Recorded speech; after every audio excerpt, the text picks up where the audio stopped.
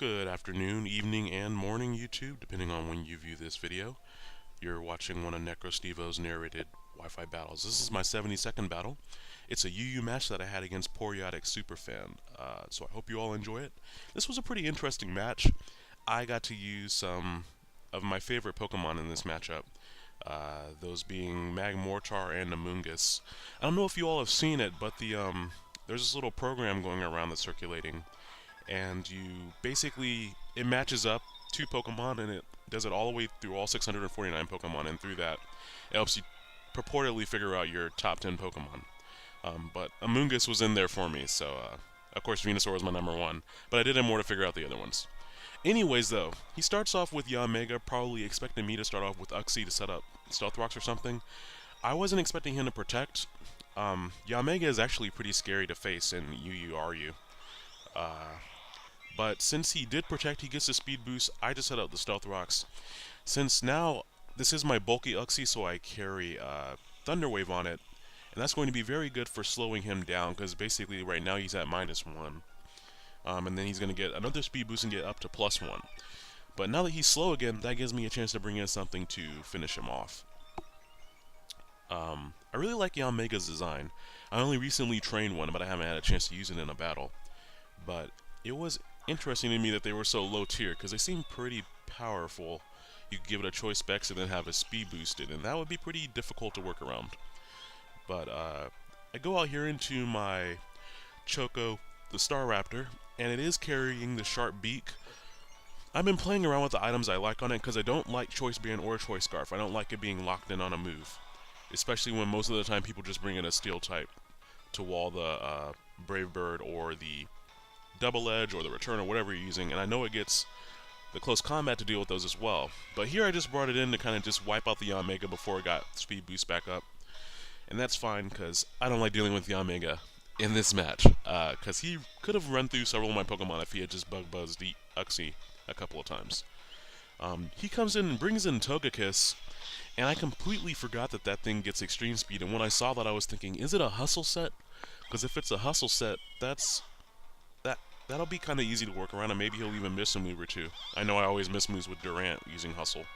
And then he shows me that he has Air Slash, and this is a physically defensive Spore Medley Amoonguss, so the fact that he used Air Slash kind of blew my mind at the time, because I do barely take it, but unfortunately I flinch, which means that he's just going to outspeed me and kill me with another one. Had I seen that first extreme speed coming, I could have switched into it there, then switched back out to see what other move he had, because it's not uncommon for Togekiss to also carry Aura Sphere and things like that. So here though, I am able to go into my Monica, the Ambipom, get a fake out off, misspoke there, which is nice because it does a fair chunk of damage, and then I get to do a return, because I know I'm going to outspeed it unless he goes for extreme speed. And I didn't think any extreme speed would kill since he's not running hustle or anything. And I get a crit. Depending on how bulky that he was, that crit may or may not have mattered, but in my eyes it makes up for the flinch that he got on Amoonguss, so I didn't feel too bad about that.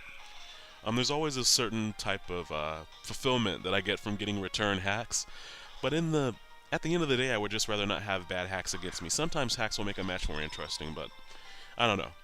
Here though, he goes out into Cobalion. I was expecting him to just go ahead and close combat me. I could have stayed in and low swept him, which would have also lowered his speed, but I was figuring I didn't really want to lose my priority user.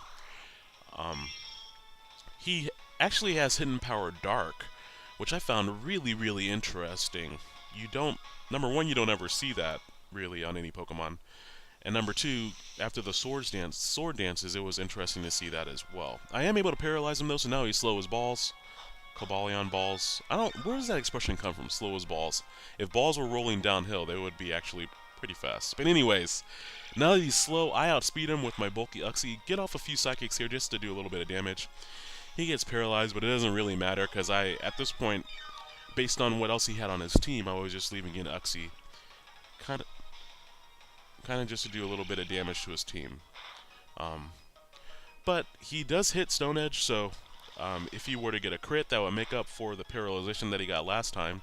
And I'm looking at the damage on my bulky Uxie, and he got a crit. So had he gotten the Stone Edge off last turn, and this turn, then he would have done the same amount of damage and killed my Uxie. So the paralyzation didn't really matter too much because I just got off a little bit of extra damage on him.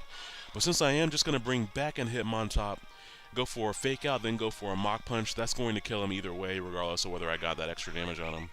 I always go for the fake out first because most people expect the Mach Punch, and then they'll switch out to something to resist Mach Punch, in which case I can hit them with fake out, which would normally do more damage than the Mach Punch. So he brings a Victini, takes a decent amount of Stealth Rock damage, and then he switches back out, probably expecting Sucker Punch, which I don't actually carry on my Hitmontop because most people expect that. So I do switch out, expecting him to switch. I was actually not expecting him to switch. I was expecting him to use a fire move. Go out to Magnum the Magmortar. This is one of my favorite Pokemon, not only for its design, but just it gets a great move pull. I do wish it was a little bit faster. Magmar is actually a little bit faster than its evolution Magmortar. But the fact that he looks like he's holding up massive cannons and he's just shooting blasts out of them. He also looked really cool in the anime. I think Paul had a Magmortar that went over really, really well in my eyes. He brings back in Victini, gets hit by a Fire Blast, and somehow I outspeed him. This Magmortar is hasty max speed, but I don't know how I outsped Victini unless he's running a minus speed nature for a Trick Room set or something weird. That was very, very odd to me that I outsped him there. Here he brings back out Cobalion. Now that he's paralyzed, I know I outspeed him. The only way he could hit me is if he went for a priority move. And I hit Fire Blast again, so that is another dead Pokemon for his ties, and that's 2 kills for Magmortar, which is fantastic. Magmortar is on fire. If he were playing NBA Jam, he would constantly be just making... He would put the basketball into his cannon, then launch it out, and then it would set the entire goalpost on fire. But anyways, brings in Mamoswine.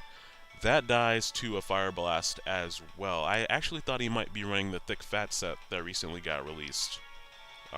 If you guys are downloading things from Pokemon, the thing online, go to the world, put in the password, and then you can download a Dream World Thick Fat Mamoswine. And here his Shaman does outspeed me, which, once again, I don't understand how I outsped that Victini, because they have the same base speed. But Air Slash is not able to quite cut it, and I guess he doesn't have Earth Power, otherwise he would have used it. And I'm going to finish it off there. So that was a 3-0 battle, a Magmortar sweep, interestingly enough. It was holding Expert Belt because it has Thunderbolt, Cross Chop, Fire Blast, and Hidden Power Ice with about a base 60 hidden base power there. But that was a pretty good match. Nothing like a nice, safe, solid match. So I hope you all are having your finals wrap up pretty nicely. I'm finally finished with finals, so I'm back at my parents' house. Unfortunately, I don't have Wi-Fi, but hopefully I can get some videos out for you guys in the meantime. So have a great day. I'll talk to y'all later.